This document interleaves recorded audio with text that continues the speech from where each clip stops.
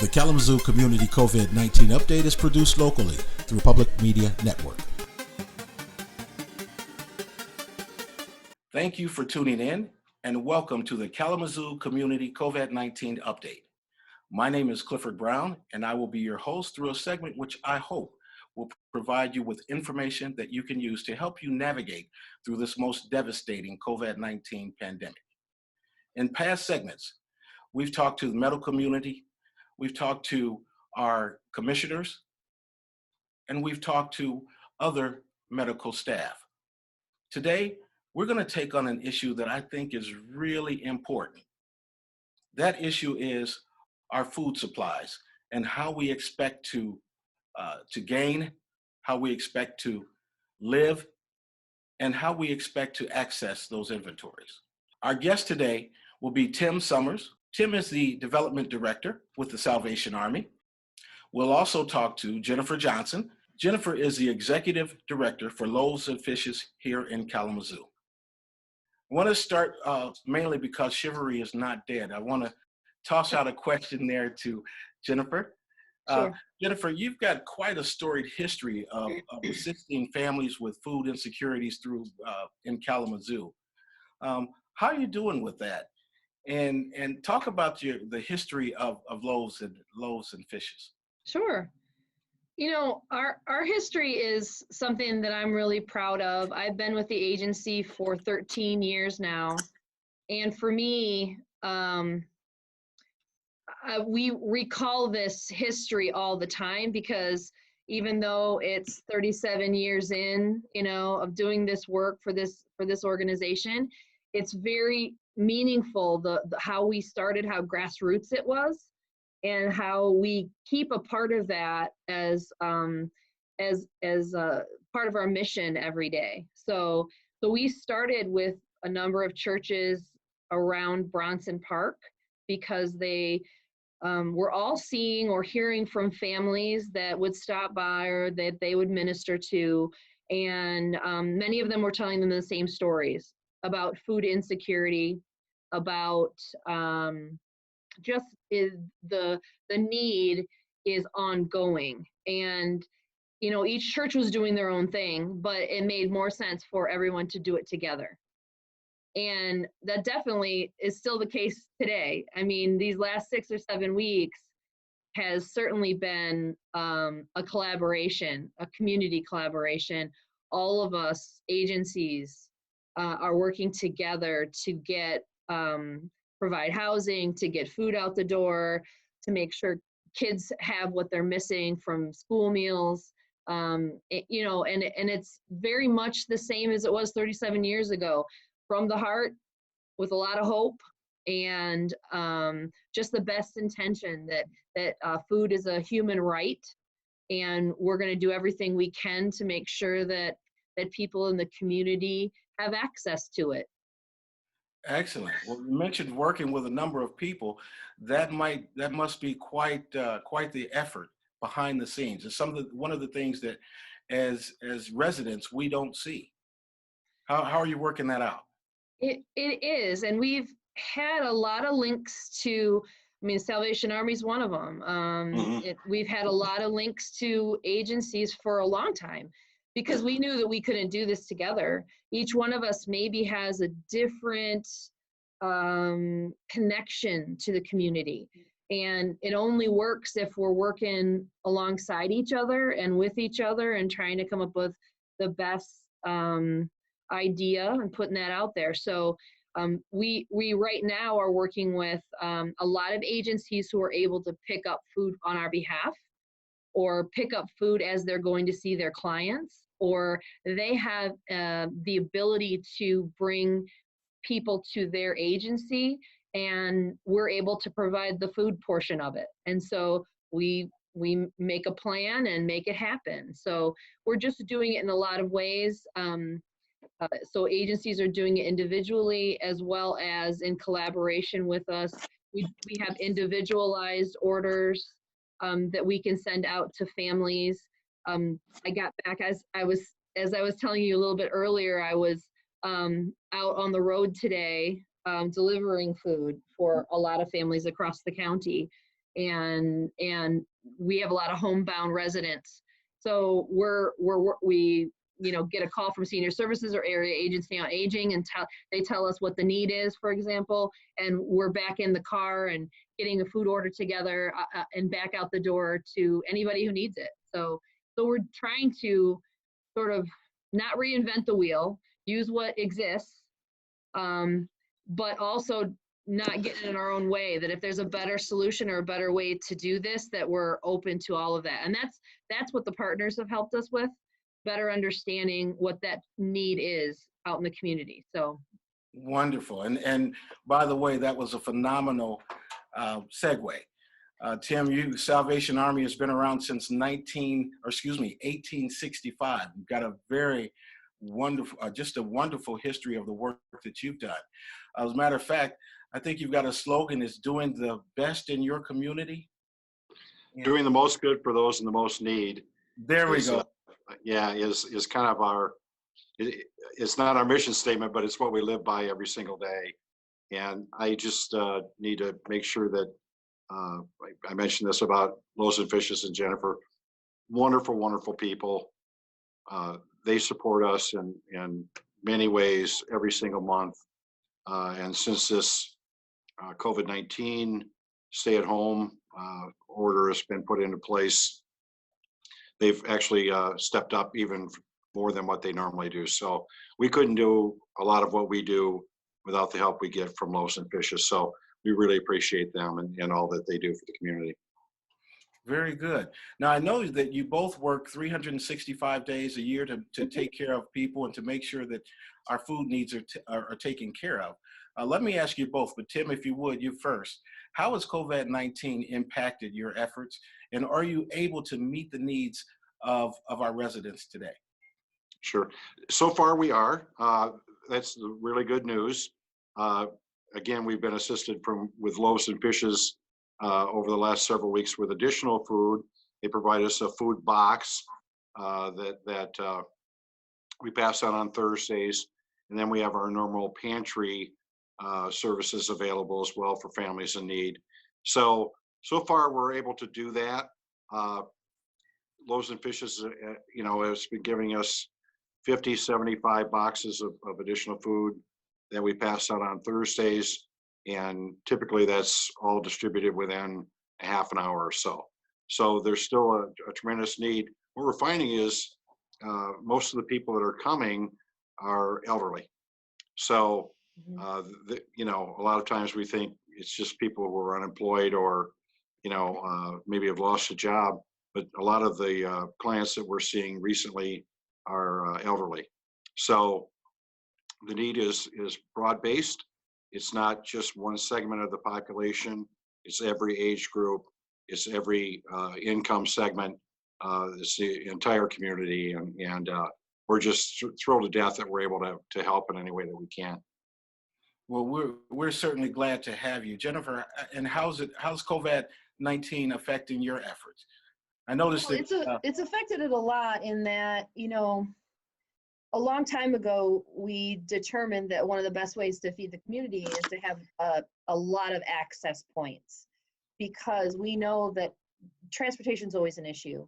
Even being able to pay for a bus ride is always an issue. And that's doubly so right now, the buses aren't running.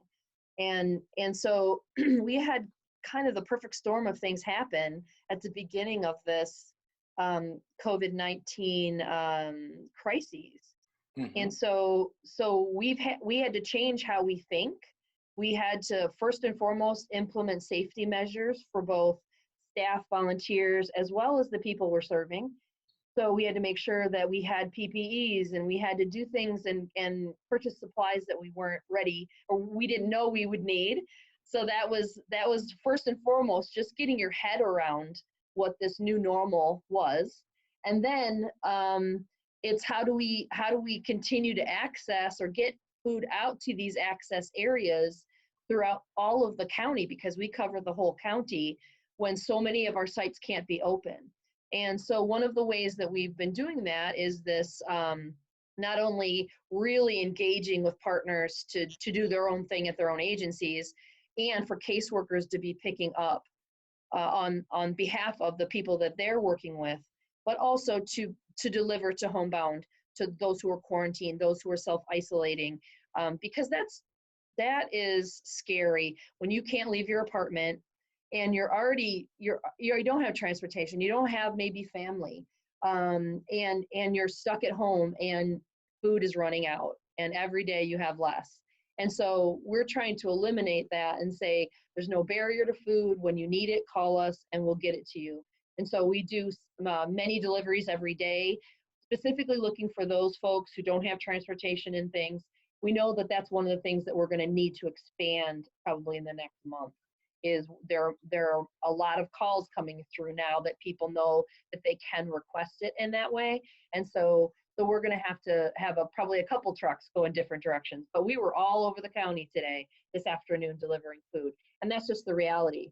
But I would second what Tim said, which is that the seniors are one of the big populations of folks that we're most concerned about.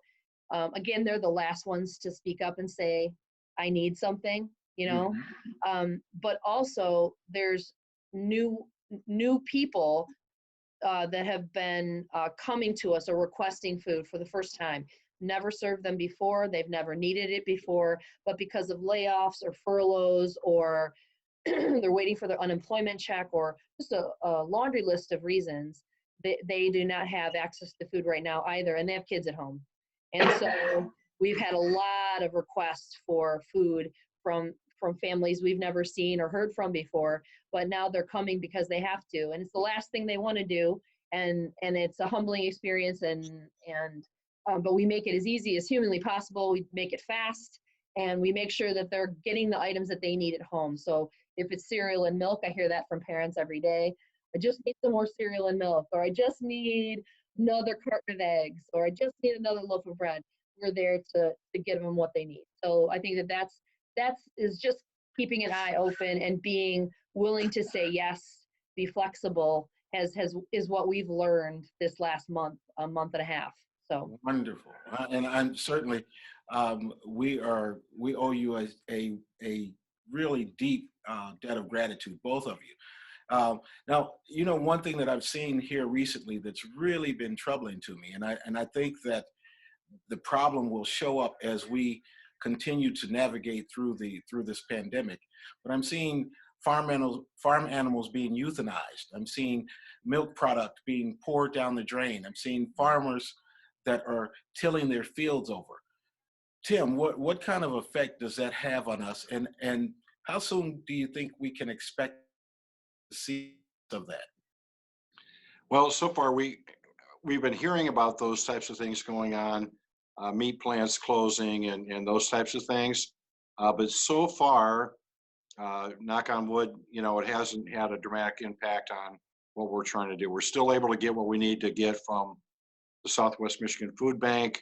Loaves and Fishes have been providing pretty much the same kinds of things that they were previously.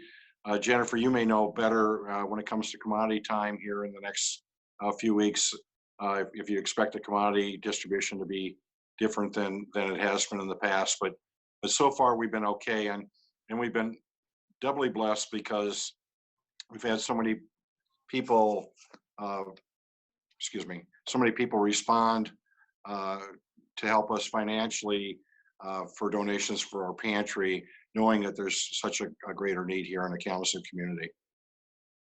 Wonderful, and you know that actually leads into my next question, because I know that Loaves and Fishes, you feed over 600 families per day on 365 days a year. Yeah. With the pandemic, we've got increased needs. Are the residents of Kalamazoo showing up with gifts and helping hands? How are we helping each other get through this? We really are lucky. Somebody asked me this last week in an interview. Is Kalamazoo just different? You know, is Kalamazoo County just different? And I said, I think, you know, I've lived all over the country, and this is a very special community. I've got to say, this is a very special community. I think that we're very lucky that we've always been locally based. We always been serving just one single county, and this county supports our work. And I was here for the last recession, And very similarly, people came through and they donated whatever they could, whether it was a bag of food or a $5 bill. I had somebody drop off a $5 bill last week. You know, they're giving what they can because they know how important this work is, and how devastating and how frustrating it is for a family to look in their cupboards and there's nothing. And so we have been getting, we've had a great response financially, and we've also had a great response in terms of food donations. We've had a lot of food donations actually over the last several weeks. Every single day, people bringing food in, doing what they can. So yeah, I mean, we're really lucky. We're a very lucky community to have this kind of support. Okay, wonderful. Now, let me ask you, you mentioned volunteers earlier, and I would imagine that both of you utilize volunteers quite a bit. How are you doing in terms of volunteers? Do you need more? Because this is an opportunity now for us to send the word out that if you Sure. need volunteers, viewers that see this show, we want them to know how they can reach you, how they can help, and along with that, we want them to give you the help that you need. Sure. I appreciate that. Thank you. We are always looking for volunteers. We definitely have slots throughout the week that are lighter than others, and some weeks are lighter than others. And I know that some people are getting prepared to go back to work. Some their employers are asking them to get prepared to come back to work. Even educators, who were a lot of our volunteers in the early days, were coming out to assist us, are now heading back to work because they have online classes, or they're doing some prep work at school. And so we've lost some volunteers, but we've at the same time gained some volunteers. We've been very lucky to keep going. One of the big things is we've eliminated our grocery shopping experience, and so everything is pre-boxed now. So one of our big needs is having volunteers to simply put boxes together and fill those boxes and make those emergency boxes, hundreds every day, so that we can keep up with requests from the community, from our partner agencies, from anybody who asks basically for food or to be a distribution point. We can hand those out. Like Tim, when he needs his 50 or 75 boxes, we have to have them ready when he calls and asks. And so having that constant sort of line of volunteers coming in the door twice a day, once in the morning and once in the afternoon, has been really important. So we will always accept that. A lot of our information is on our website, how you can volunteer. It does go through our volunteer coordinator, because we still, during these last 6 or 7 weeks, again, learning from the CDC and the WHO and even our state government about health standards and safety standards, knowing what we need to do, and being careful who we bring in our building as well, exposures, etc. We want to make sure that everyone passes a health screen when they come in, that they haven't been exposed to, they're not doing work where they would have been exposed to someone who's tested positive. So we're just being very, very careful, but at the same time, it's one of those things that we need. So yes, we would love to have more people and more interest, if people are interested. And it is a daily job. It's not an evening job at this moment. We are thinking we're going to be in this for the long haul. So I'm imagining volunteer needs will continue. But we are definitely accepting volunteer applications right now. So if they go to our website, www.kzoolf.org, click on the volunteer link and you'll find everything you need right there. Wonderful, wonderful. Thank you. Kim, how about for the Salvation Army? Do you have all the hands that you need, or tell us how we can reach you, how we can help? Sure. So we're in a much different situation than Jennifer is, because our office literally is closed. We're not, under whatever the old normal was. It wouldn't be unusual for us to have 10 or 15 clients in our building at any time during the course of a day, and we'd have most of our volunteers would be packing food bags and helping clients navigate the paperwork aspects of applying for assistance. And so now that we're not doing that, we we don't have quite as much of a need for volunteers, but in the future, we always need volunteers. The volunteers that we typically have are retired folks. Mhm. So those people especially are a little more jeopardy potentially for contracting the virus than young people like you, Clifford and Jennifer. So,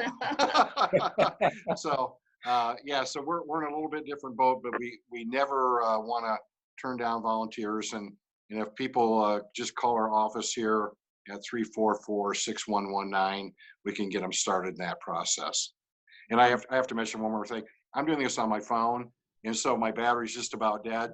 So if you have any other questions that you need from me, Clifford, I'd be happy to answer those before my battery dies.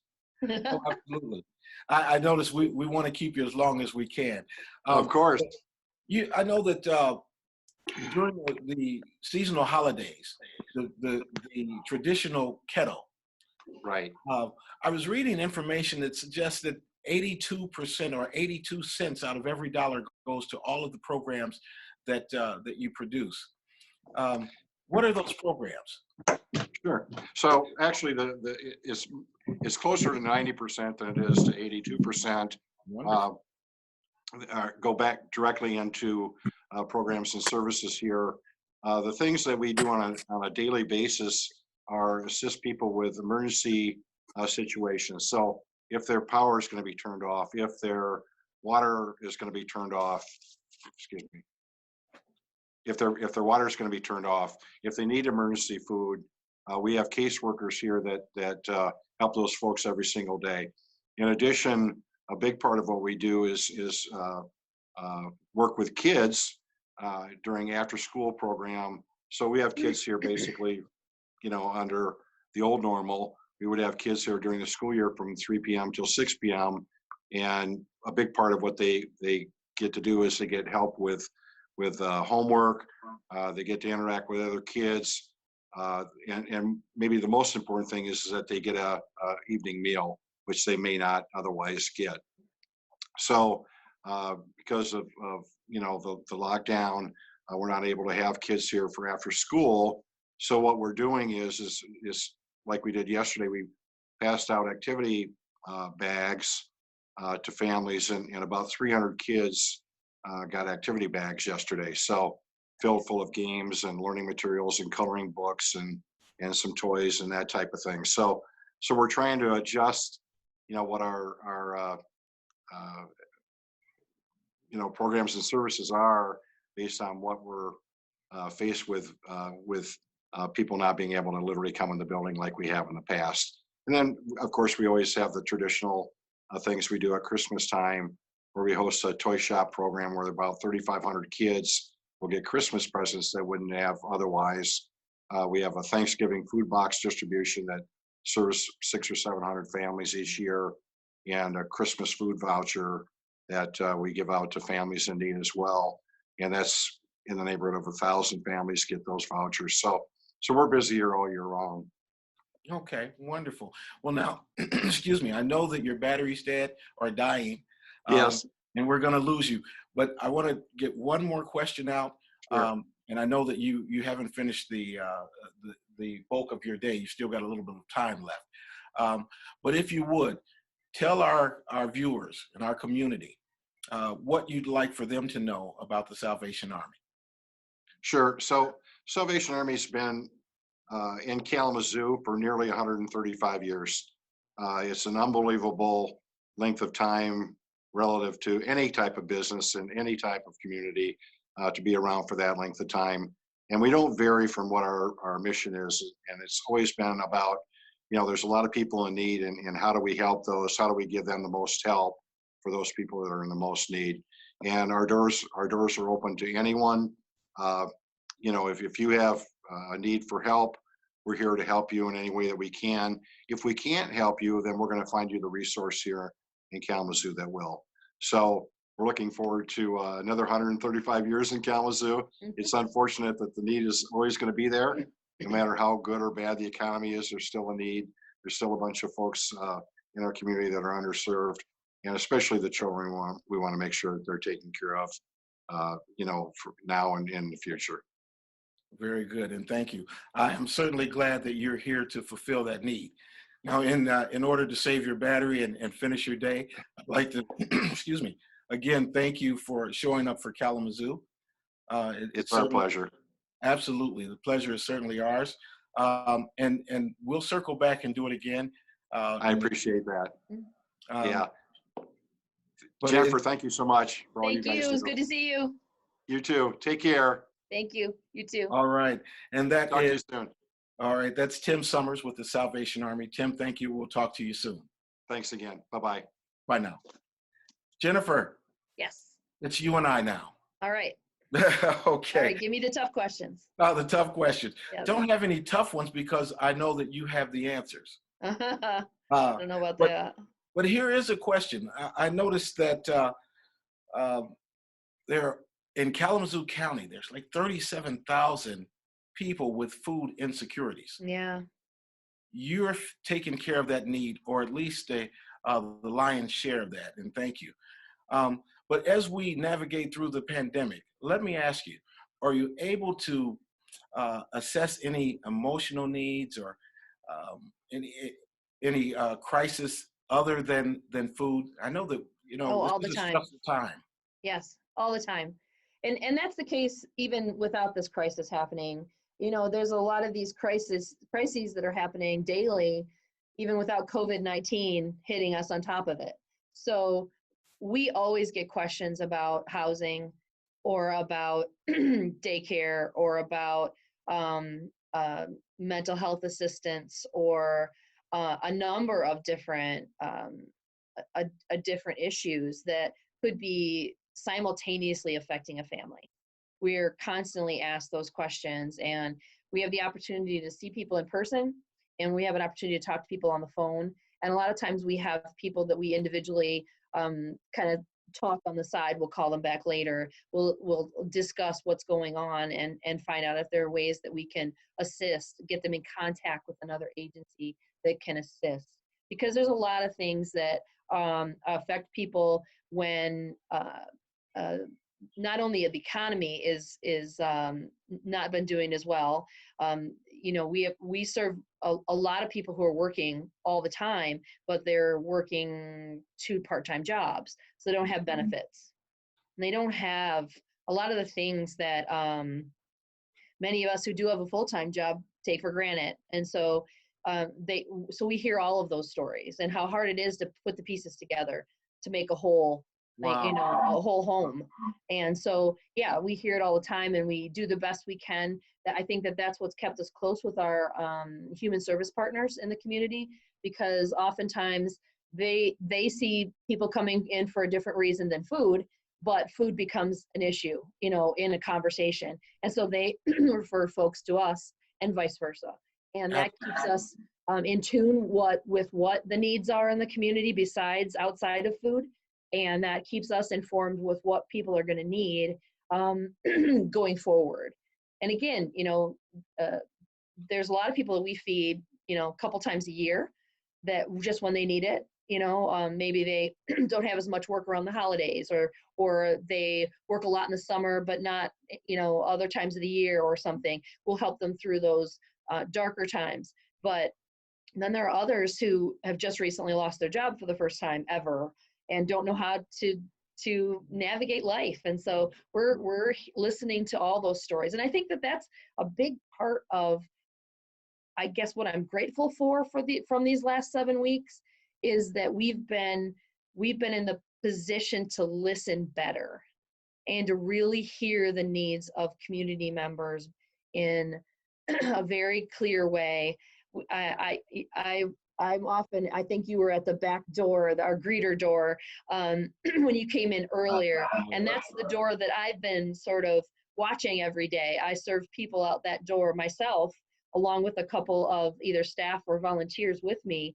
And we serve people and get to know people at that door every single day. And I'm so grateful for the experience to be out of the office and to be in the warehouse and putting people's food orders together according to what they need. That's so special. And I'm so honored to be a part of this organization so that we can do those things together. So yeah, it's an amazing experience these last several weeks. It's an amazing experience doing this work, period. But being able to have the connections and the networking and get people back to where they need to get the information and resources that they need to better themselves in other ways than food is absolutely one of our jobs, and we're doing the best we can doing that. Wonderful. Now, you mentioned resources and networking. Let Yeah. me ask you, are you well networked and able to refer clients to different organizations throughout the city? How does that work? Absolutely. We don't do casework here specifically. So we don't have a lot of social workers on staff like the integrated services of Kalamazoo does, or community healing centers does, or, some of the agencies that they have a lot of social workers and a lot of people who do this every day. We're doing it on the fly, if you will.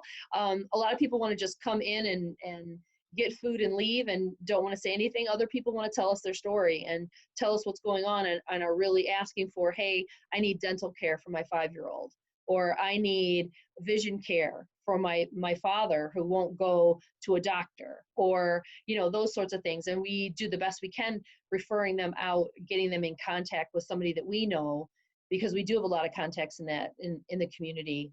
For as long as we've been doing this work, we've kept those contacts going and growing every year. Wow, phenomenal.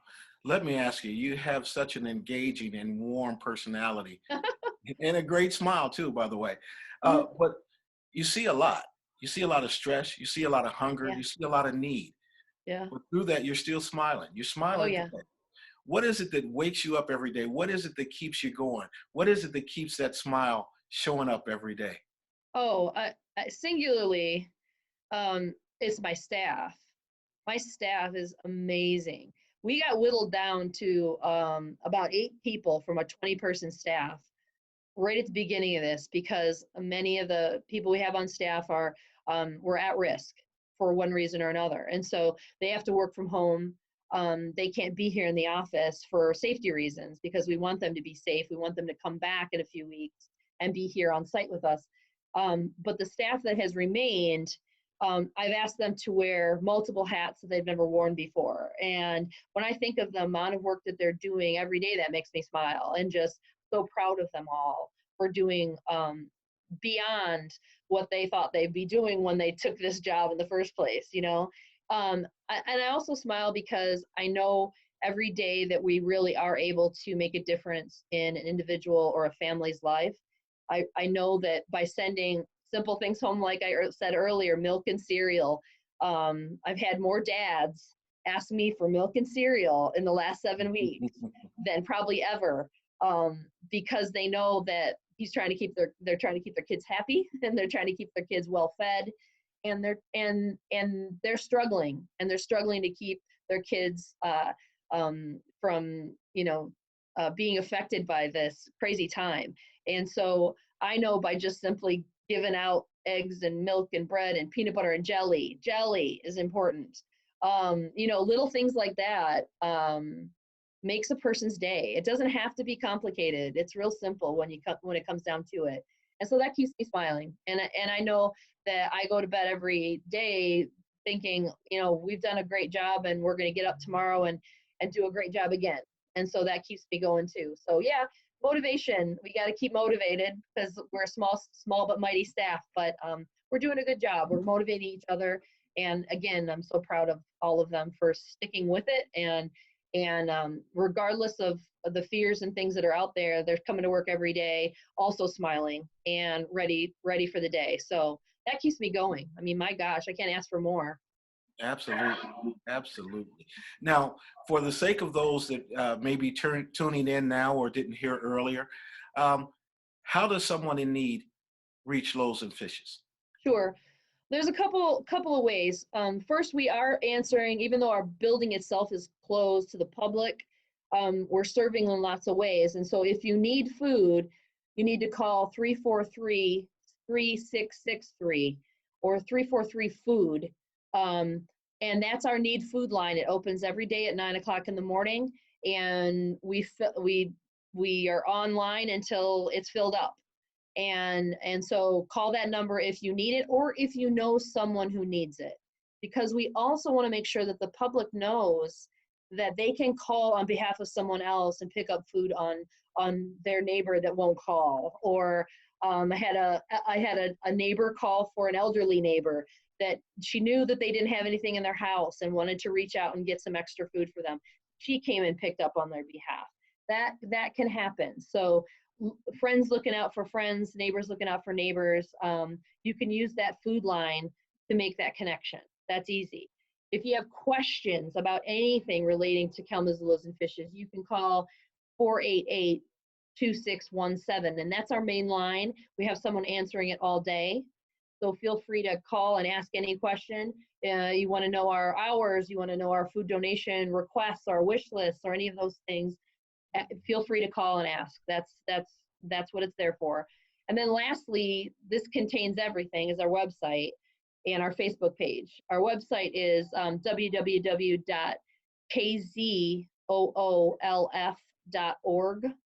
And it tells you everything about donations, about the food we need, about how to volunteer if you want to volunteer. It gives you our hours. It tells stories that we've been seeing during these last few weeks. And our Facebook page is the same. So look for us on Facebook, put in Kalamazoo Loaves and Fishes, and you'll find us. And follow us. Let us know if you see a need in the community, because we need your help to make sure we're connecting to everybody who needs food. Wow, wonderful. You know, in developing the show, we played around with a number of taglines, what we could say to create interest, Sure. or be very engaging. Uh-huh. And we came up with just the simple words, show up for Kalamazoo. Yep. You are showing up. We're And, trying. well, you're doing a phenomenal job. We certainly appreciate it. And likewise, when you need help, let us know. We'll be happy to pitch in, whether that's to make a box or to pack one. All right. It sounds good. All right. I know we're out of time, and I know that you've still got work to do. Yes. But certainly I appreciate you showing up for Kalamazoo. And I look forward to us again speaking, and hopefully under a time in which we've on the other side of the pandemic. Yeah, I look forward to that as well. I appreciate you this opportunity. Thank you for asking great questions and getting our information out into the community. We are really grateful for that. Thank you so much. Oh, the pleasure is all mine, and I thank you. Thank you. All right, bye-bye. Bye. Bye-bye. Bye now. The Kalamazoo Community COVID-19 Update is produced locally through the Public Media Network. Our goal in this and subsequent broadcasts will be to provide you with the most up-to-date local information concerning the health of you and your family throughout this most devastating pandemic. Our community is braced and consistently preparing to handle the medical, emotional, and social needs of our families and friends. Please adhere to the advice of our governmental and community leaders. They are working tirelessly to provide you with information that will make a difference. Our broadcasts are likewise poised to provide you with updates of when and where you can find essential resources. We hope you'll receive this information with the care and urgency necessary to keep our communities thriving. Please be safe and make wise decisions.